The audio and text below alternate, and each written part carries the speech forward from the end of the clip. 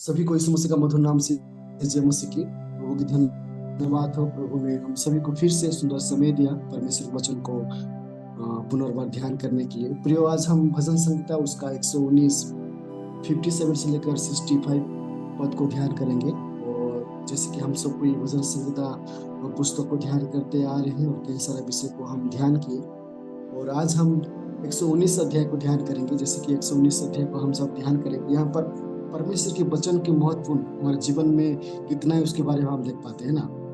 और दूसरा विषय हम यहाँ पर जो भजन संहिता 119 57 से 65 हम जब ध्यान करेंगे, तो यहाँ पर परमेश्वर की जो व्यवस्था के प्रति हमारा जो भक्ति है उसके बारे में हम यहाँ पर देख पाएंगे। और जो यहाँ पर जो हम पहले जो पद पढ़ेंगे, पहला जो पॉइंट है, यहोवा मेरा भाग है। कोई पढ़िएगा उसका, भजन संहिता 119 का उसका 57। यहोवा मेरा भाग है, मैंने तेरे वचन के अनुसार चलने का निश्चय किया है। ओके, थैंक यू भाई। तो प्रियो, हम सभी का जीवन में परमेश्वर हमारा प्रथम भाग मतलब हिस्सा होना बहुत जरूरी है ना। बहुत जरूरी कि परमेश्वर हमारा हिस्सा में आए, परमेश्वर हमारा भाग में आए, परमेश्वर हम पहला स्थान परमेश्वर को दें। और हम सब कोई जानते हैं कि संसार में जब हम जीते हैं, पर संसार में रहते हैं, तो अनेक जो भाग को, अनेक जो स्थान को प्राप्त करने के लिए हम कोशिश करते हैं ना। हम चाहते हैं कि वो अच्छा एक भाग हमारा जीवन में रहे, हमारे परिवार में रहे, वो हम सोचते हैं ना। परंतु बाइबल कहता है कि यहोवा मेरा क्या है, भाग है। तो उस पर हमारा जीवन में यहोवा को हमारा भाग में उसका जो हमारा एक पहला स्थान को यहोवा का देना बहुत बहुत बहुत जरूरी है। जब हम भजन संगीता उसका 26 जब भी करेंगे, कोई पढ़ेगा भजन संगीता उसका 73 का 26।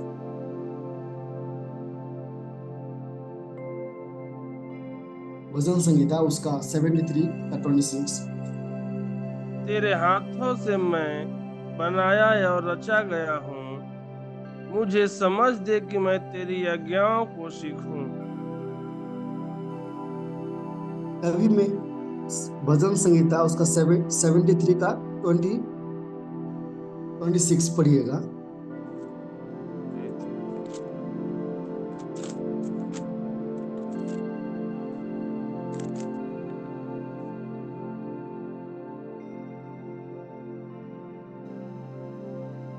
मेरे हृदय और मन दोनों तो हार गए हैं, परंतु परमेश्वर सर्वदा के लिए मेरा भाग और मेरा हृदय की चट्टान बना है। ओके, थैंक यू भाई। तो यहाँ पर देखते कि सर्वदा के लिए, सर्वदा के लिए क्या है, वो यहोवा हमारा भाग है। तो प्रियो, इस संसार का हर एक वस्तु, हर एक चीज हमारा जीवन में महत्वपूर्ण की में हमारा भाग में होना जरूरी है, लेकिन जरूरी क्या है कि परमेश्वर हमारा भाग होना बहुत जरूरी है। हम जानते हैं जब जब जो बाइबल में हम देखते हैं जो 12 अगस्ती का जो जमीन का जो बंटवारा हो रहा था, भाग हो रहा था, उस समय लेवी का एक भाग नहीं था ना। उस समय लेवी को भाग क्या था, परमेश्वर लेवी लोग को बोले कि भाग आपके जो भाग में ही। इसका मतलब कि लेवी का जितना भी जो जरूरत है, जो भी आवश्यकता है, वो परमेश्वर क्या करते, पूरा करते थे। तो उस प्रकार जब परमेश्वर को हम मानते हैं, परमेश्वर को विश्वास आस्था रखते हैं, तो हम परमेश्वर को अपने भाग कर लेना है। परमेश्वर हर एक आवश्यकता को, हर एक जरूरत को हम क्या करेंगे, वो पूरा करेंगे। हम इस संसार का भाग को हम डिफेंड नहीं करना चाहिए ना। इस संसार के स्थान, संसार की जो विषय से हम डिफेंड नहीं करना, परमेश्वर को निर्भर करना, परमेश्वर को पहला स्थान देना, परमेश्वर को हमारे जीवन में उसको क्या करना है, भाग बनाना है। तभी परमेश्वर हम हर एक जरूरत को क्या करेगा, वो पूरा करेगा। और दूसरा पॉइंट हम देखते हैं परमेश्वर की अनुग्रह के बारे में हम यहाँ पर पढ़ते हैं। कोई पढ़िएगा उसका 58 पद को, कोई पढ़िएगा।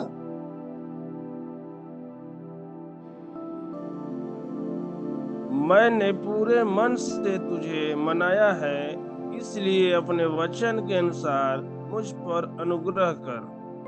ओके, थैंक यू भाई। तो प्रियो, हम सभी का जीवन में परमेश्वर की अनुग्रह होना बहुत जरूरी है ना। और परमेश्वर की अनुग्रह क्या है कि हम जो गलती करते हैं, उसको दंडित, उसका दंड ना देते हुए परमेश्वर हमको क्षमा करते हैं, वही हमारे लिए क्या है, परमेश्वर की अनुग्रह है। और ये हम सभी को जाना जरूरत है और सोचना जरूरत कि परमेश्वर की जो अनुग्रह हमेशा हमारे जीवन में बना रहता है। इसलिए आज हम जीवित हैं और परमेश्वर की व्यवस्था को हम क्या कर रहे हैं, आज ध्यान कर रहे हैं। हम सभी के प्रति परमेश्वर के अनुग्रह बना रह रहा है ना। और परमेश्वर की अनुग्रह में रहना, परमेश्वर की अनुग्रह को हमको जानना बहुत महत्वपूर्ण है ना। हम गलती करते, परमेश्वर की अनुग्रह हमारे जीवन में आता है, उस गलती जो हम क्षमा प्राप्त प्राप्त प्राप्त पाते हैं, फिर से हम गलती ना करें। परमेश्वर को अनुग्रह हमको जानकर हम जीवन को बिताना है। यहाँ पर जो लिखा हुआ है, मैंने पूरे मन से तुझे माना है, इसलिए अपने वचन के अनुसार मुझ पर अनुग्रह कर। देखिए प्रियो, हम जब परमेश्वर को पूरे मन से जब मानते हैं, उसकी विधि में चलते हैं, तो निश्चय उसका अनुग्रह हमारे जीवन में आता है। हम देखते हैं बाइबल में उत्पत्ति उसका 6 अध्याय में देखते हैं, नूह के बारे में देखते हैं। नूह के समय में सारे जो व्यक्ति का जो मन किसका ओर था, सारी पृथ्वी का जो मन एक पाप, माया और व्यभिचार में था ना। संसार की सारे एक पाप में उन लोग मन में डूबे हुए थे। परंतु एक ऐसे व्यक्ति था जो नूह, उसका मन सर्वदा परमेश्वर की ओर, परमेश्वर की धार्मिकता जीवन में बिताने के लिए वो लग पड़ा ना। हम देखते हैं नूह का जीवन में, जब हम उत्पत्ति उसका 6 का जब 8 पढ़ेंगे तो वहां पर लिखा है कि परमेश्वर की अनुग्रह किसका ऊपर आया, नूह के प्रति आया। क्यों आया? क्योंकि परमेश्वर के मन के अनुसार चलने वाला कोई धार्मिक व्यक्ति, के खरा व्यक्ति वो था ना। कोई पढ़िएगा उत्पत्ति उसका 6-8-9 कोई पढ़िएगा। परंतु यहोवा के अनुग्रह की दृष्टि नूह पर बनी रही। ओके, नूह की हाँ पढ़िएगा। नूह की वंशावली यह है, नूह धर्मी पुरुष और अपने समय के लोगों में खरा था, और नूह परमेश्वर ही के साथ साथ चलता रहा। ओके, थैंक यू भाई। यहाँ पर एक धर्मी पुरुष, एक खरा था और परमेश्वर के साथ साथ चलने वाला व्यक्ति, परमेश्वर के साथ साथ चलने वाला व्यक्ति था। इसलिए परमेश्वर की अनुग्रह उसका जीवन में क्या हुआ, वो आया। प्रियो, हमारा जीवन भी उस प्रकार के धार्मिक और पूरे मन, हम अपने जो मन है वो परमेश्वर की आज्ञा अनुसार हमारे मन को चलना बहुत जरूरी है ना। तभी हम परमेश्वर की अनुग्रह को हम प्राप्त कर पाएंगे। सारे पृथ्वी भ्रष्ट होने वाला था, सारे पृथ्वी नाश होने वाला था, लेकिन परमेश्वर की जो अनुग्रह नूह के जीवन में है, क्योंकि नूह परमेश्वर की मन उनके अनुसार एक धार्मिक व्यक्ति होकर जीवन बिताया, इसलिए उनका जीवन में ना परमेश्वर की अनुग्रह है। तो उस पर हम जब एक उत्तम परमेश्वर की मन की अनुसार हम जब चलेंगे, तो निश्चय हमारे जीवन में परमेश्वर की अनुग्रह है। हम दाऊद के बारे में हम जानते हैं सब कोई कि दाऊद ऐसे एक व्यक्ति था जो परमेश्वर के मन को जानने वाला, मन को लुभाने वाला एक व्यक्ति था ना, मन को जानकर वो चलने वाला व्यक्ति था। इसलिए दाऊद का जीवन में भी परमेश्वर की अनुग्रह हमेशा वो बना रहा है। जब वो गोलियत को मारने के लिए गया, गोलियत बहुत एक ताकतवर, एक बहुत शक्तिमान एक व्यक्ति था ना, बहुत ताकत उसका शरीर में था। तो इतना बड़ा ये ताकत जो शक्तिमान जो व्यक्ति है, उसको एक छोटा बालक, एक लड़का मारने के लिए गया, और वो जीतता है, उसको मारता है। वो परमेश्वर की अनुग्रह है ना, परमेश्वर के अनुग्रह उसको बना रहा है, इसलिए वो गोलियत को भी वो क्या किया, वो मार पाया। तो उस पर हमारा जीवन परमेश्वर के मन के अनुसार, उसका इच्छा के अनुसार, उसका वचनों के अनुसार हम जब जीवन बिताएंगे, निश्चय परमेश्वर के अनुग्रह हमारा परिवार प्रति, हमारा व्यक्तिगत जीवन के प्रति, हमारे पड़ोसी के प्रति निश्चय आएगा, जब हम उसका मन के अनुसार जीवन को बिताएंगे। परंतु प्रियो, हम जब परमेश्वर के मन को ना जानते हुए अपने मन मर्जी, संसार के मन के अनुसार इस भौतिक विषय को पाने के लिए जब मन करेंगे, तो निश्चय हमारा जो अनुग्रह हमारे जीवन में आने वाला भी है, वो अनुग्रह नहीं आएगा। हमारे जीवन में क्या आएगा, परमेश्वर की क्रोध हमारे जीवन में आएगा। ये हमको चिंतित करना बहुत आवश्यकता है ना, सोचना बहुत जरूरी है। हम जब परमेश्वर की मन के अनुसार ना चलते हुए अपने मन इस संसार की जो माया से हम जब चलने लगेंगे, अपने मन से चलने लगेंगे, तो निश्चय परमेश्वर की क्रोध हमारे जीवन में आएगा, परमेश्वर के अनुग्रह कभी आने वाला नहीं है ना। इसलिए प्रियो बहुत जरूरी है, हमारे जीवन में बहुत जरूरी है कि हम परमेश्वर की मन के अनुसार जीवन बिताए, उसका आज्ञा अनुसार हम जीवन बिताए, जिस पर नूह ने, दाऊद ने जीवन बिताए, उनका साथ साथ रहे। तो उस पर हम जब जीवन बिताएंगे उनका मन के अनुसार, निश्चय परमेश्वर के अनुग्रह हमारे जीवन में क्या होगा ना आएगा। और परमेश्वर के अनुग्रह हम बोल दे कि हमारा जो भी गलती है उसको क्षमा करता है, वो अनुग्रह है,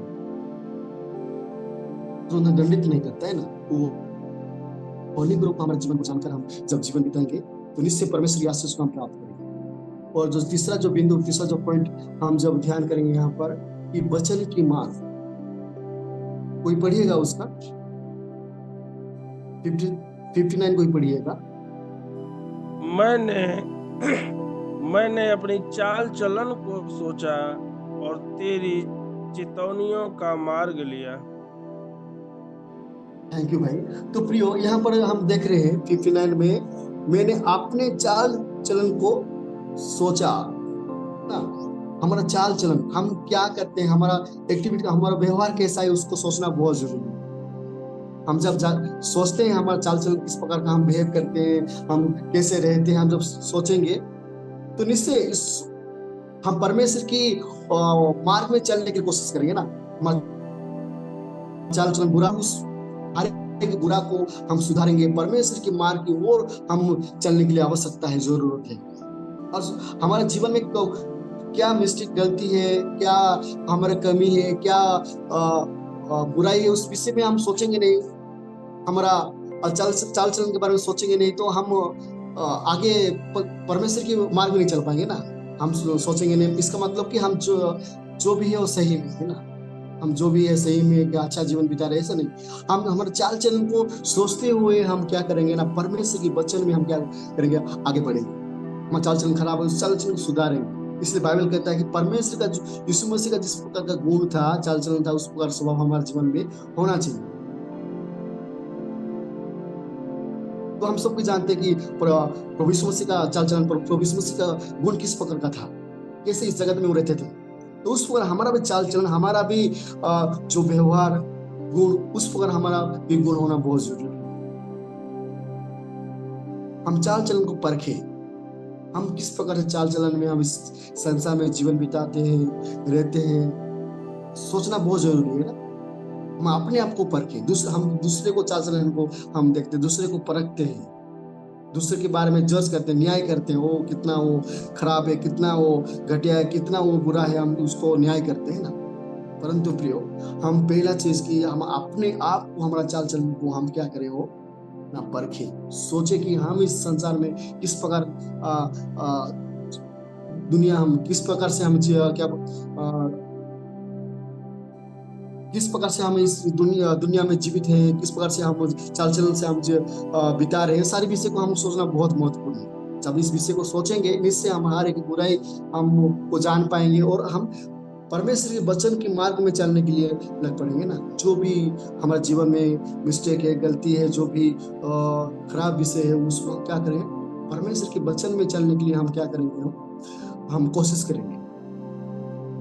और हम जब यहाँ पर जो 4 पॉइंट को हम देखते हैं कि व्यवस्था को नहीं भूलना। हम अनेक समय में चर्च में, गिरजा में पास्टर जी हमेशा वचन सुनते हैं ना, सुनते हैं और सुनाते भी हैं, और कई बार हम वचन में खड़ा नहीं उतरते और कई बार हम परमेश्वर के वचन को भूल जाते हैं। सब जैसे कि हम प्रेम के बारे में हम जब वचन सुनते हैं, तो प्रेम हमारा ध्यान में, हमारा जीवन में प्रेम को बने रहना बहुत जरूरी है ना। हम प्रेम के बारे में सुने तो हम दूसरे को प्रेम की सिखाए, प्रेम करें, प्रेम दे, और वो प्रेम को ही हम सुनकर भूल जाएंगे तो ये हमारे लिए व्यर्थ है। परमेश्वर की व्यवस्था को हम जीवन में हमेशा बना रखें। इसलिए दाऊद कहता है कि तेरे वचन को मैं अपने हृदय में रख छोड़ा, क्योंकि मैं आपके विरुद्ध में क्या ना करूं, पाप ना करूं। परमेश्वर की वचन हमारे हृदय में, हमारे जीवन में रहना बहुत जरूरी है ना, भूलना नहीं उसको। हर एक विषय को जब वचन को हम याद रखते हैं तो निश्चय हर एक जो विषय में सांसारिक जीवन में किस पर, आत्मिक जीवन में किस प्रकार से जीवित रह पाए, किस प्रकार से हम अच्छा जीवन बिता पाए, वो चीज हम जान पाते हैं। अच्छा एक मार्ग, अच्छा एक रास्ता में ले जाता है वचन। तो प्रियो, हम वचन को ना भूलते हुए, हम अपने ध्यान में रखते हुए हमारे जीवन को बिताए। ये हम सभी मसीह विश्वास के लिए बहुत बहुत महत्वपूर्ण है, बहुत जरूरी है। और हम जब 5 पॉइंट में हम देखते हैं कि हर एक पढ़िएगा उसको 5, उसका 62 को ही पढ़िएगा, भजन संहिता उसका 119 का उसका 62 पढ़िएगा। मैं तेरे धर्म नियमों के कारण मैं आधी रात को तेरा धन्यवाद करने को उठूंगा। ओके, थैंक यू भाई। तो हर समय हर बेला परमेश्वर की धन्यवाद। ऐसा नहीं कि हमारे जीवन में हम आनंदित, हमारे जीवन में कोई अच्छा हो, अच्छा समय में ही परमेश्वर को धन्यवाद करें, ऐसा नहीं। हर एक समय, हर एक बेला, हर एक परिस्थिति में हम क्या करें ना, परमेश्वर को धन्यवाद करें। और जैसे कि हम सबको जानते हैं कि हमारा जो मनुष्य जो करते हुए, मनुष्य इस जगत में इसलिए है कि परमेश्वर को हमेशा उसका स्तुति करे, धन्यवाद करे, परमेश्वर की महिमा करे। ये मनुष्य करते हुए है ना, परमेश्वर इसलिए हम सभी को बनाया है कि हम परमेश्वर को हर एक बेला में, हर एक समय में परमेश्वर की धन्यवाद करें, उसका आराधना करें, उसका स्तुति करें, उसका महिमा करें, उसका धन्यवाद दें। ये हम सभी का एक कर्तव्य है। और जगत में हम हर एक समय में यहाँ पर हम क्या करें ना, हर एक बेला में क्या करना, परमेश्वर को धन्यवाद दें, परमेश्वर को सिर्फ धन्यवाद दें और हम परमेश्वर को पुकारें। एफिसियंस का 5:20 में कोई पढ़िएगा, एफिसियंस का 5:20।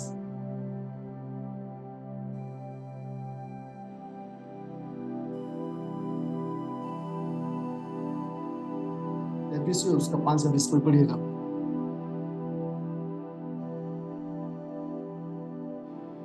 और सदा सब बातों के लिए हमारे प्रभु यीशु मसीह के नाम से परमेश्वर पिता का धन्यवाद करते रहो। ओके, थैंक यू भाई। तो हर एक बात के लिए हम क्या करें, परमेश्वर को धन्यवाद करें। हर एक विषय जो हम हर एक मसीह में ये गुण होना जरूरत है कि हम हर एक विषय, दुख सुख जो भी विषय है, हम परमेश्वर को हमेशा धन्यवाद करें। धन्यवाद का जीवन हम क्या करें ना बिताए। और हम जब 6 पॉइंट को हम जब ध्यान करेंगे तो कोई पढ़ेगा 63 वर्ष को, कोई पढ़िएगा।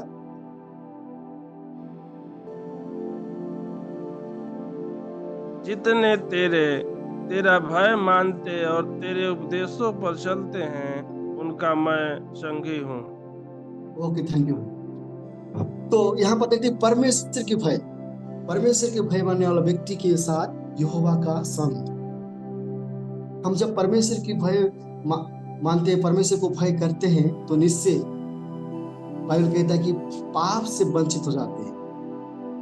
तो परमेश्वर के भय मानना मतलब क्या है? परमेश्वर को न्याय को जानना, परमेश्वर को न्याय का भय करना, अनंत का, मृत्यु का भय करना ना। हम इस चीज को जानना कि परमेश्वर हमको न्याय करने वाला है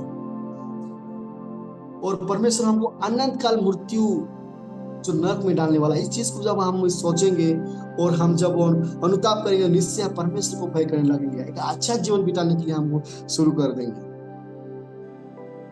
और हम इस जगत में जब परमेश्वर को भय भक्ति में हमारे जीवन में नहीं है,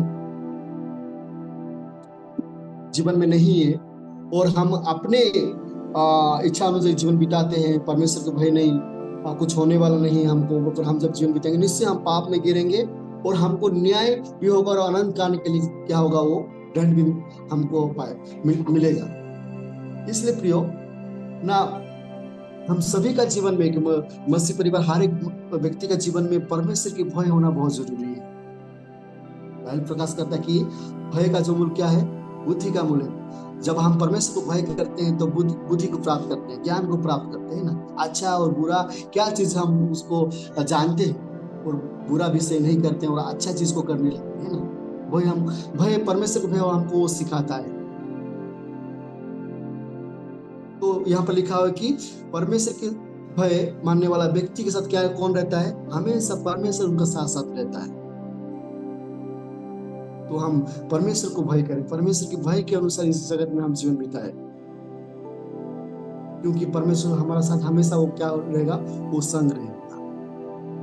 और जो यहाँ पर अंतिम जो पॉइंट को, बिंदु को हम देखते हैं कि परमेश्वर की करुणा।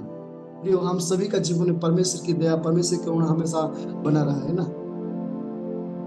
हमेशा बना रहा है। उस करुणा, उसका दया को हम ना कभी ना भूलें। हम हमेशा परमेश्वर की करुणा मेरे व्यक्तिगत जीवन के प्रति परमेश्वर हमको क्या किए हैं, हमारे जीवन में क्या उपकार किए हैं, क्या दया किए हैं, क्या क्या चीज से हमको बचाया है, इस चीज को भूलकर हम संसार में लग पड़ते हैं, संसार में जीने लगते हैं ना। लेकिन नहीं, परमेश्वर के प्रति हमारे प्रति जो करुणा है, जो दया है, जो सहानुभूति है, जो किए हुए उस चीजों को सोचते हुए, जानते हुए हम क्या करें ना, जीवन को बिताए। परमेश्वर की करुणा को महत्व है ना, हमारे जीवन में बहुत महत्व, बहुत जरूरी। उसका दया हमारे जीवन में बहुत जरूरी है, उसका सहानुभूति हमारे जीवन में बहुत जरूरी है ना। उस करुणा को हम ना भूले और हम इस जगत में हम जीवन बिताए। और इस जो अध्याय में जो 57 से लेकर जो 65 को हम आज जो प्रिय हम ध्यान किए कि यहोवा मेरा भाग है, हमारे जीवन में परमेश्वर को अपने भाग में ले आना है। दो पॉइंट में देखिए, परमेश्वर की अनुग्रह हमारे जीवन में होना बहुत जरूरी है, और वचन की मार्ग की ओर हमको ना नित्य चलना है।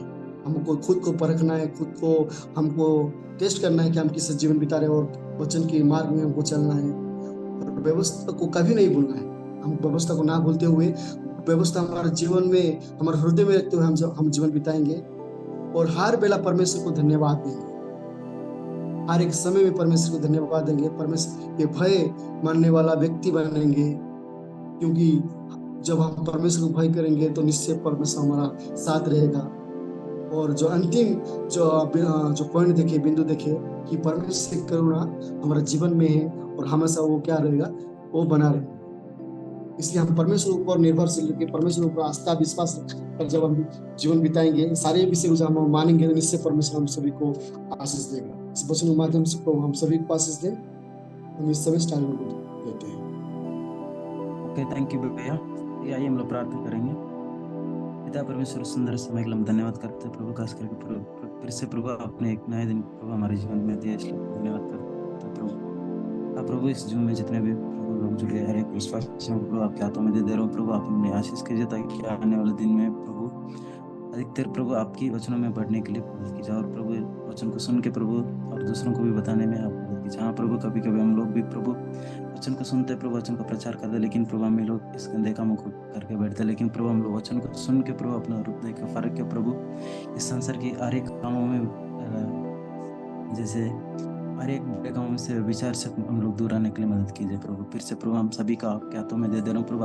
आप हमें संभालिए, इस दिन को भी आपके हाथों में दे दे रहा हूँ प्रभु। हर एक कामों में प्रभु हम लोग फर्क के प्रभु, जैसे आप चाहते प्रभु उसके अनुसार हम लोग जीने के लिए मदद कीजिए। फिर से हम सभी के हाथों में, आपके हाथों में देते हुए यीशु मसीह के नाम से मांगते हैं, आमीन। ये मेरे मन यहोवा को धन्य का, और जो कुछ मुझ में है वो उसके पवित्र नाम को धन्य का है। ये मेरे मन यहोवा को धन्य का, और उसके किसी उपकार को ना भूलना, आमीन। देखिए सभी को जय मसीह। फिर से हम लोग कल जुड़ेंगे।